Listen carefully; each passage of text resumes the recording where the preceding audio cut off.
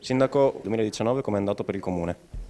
Il 2019 è stato un anno importante dove da una parte abbiamo portato a compimento alcuni lavori, penso a Via Ancillotto, penso a Viale Libertà, penso anche all'approvazione di un documento importante, forse uno degli atti più notevoli, significativi di questo mandato, che è l'approvazione del PAESC, cioè il piano di misure per mitigare gli effetti ambientali, ma anche del piano degli interventi che prende il via proprio adesso.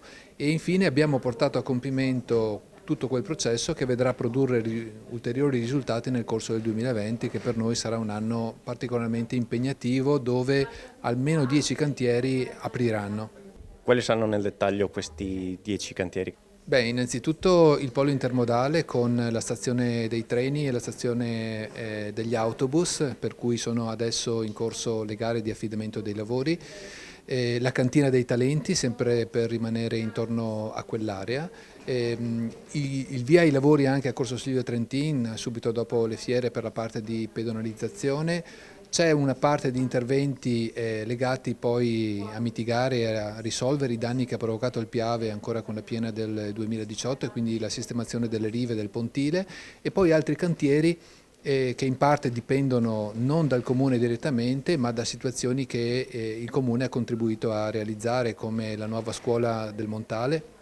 Anche questi lavori partiranno per l'estate, la nuova RSA, quindi la seconda casa di riposo, tra virgolette, dove pure avvieremo il cantiere adesso, e anche un completamento dei lavori intorno a Città Studi per quanto riguarda appunto la sistemazione di via Roma, di via Perugia e di via Sabbione. Infine continueranno i lavori per la banda ultralarga, e quindi la fibra, e anche per l'illuminazione pubblica, con un investimento di circa 5 milioni di euro. Tra le altre buone notizie anche le 20 affidazioni che verranno fatte degli alloggi ATER.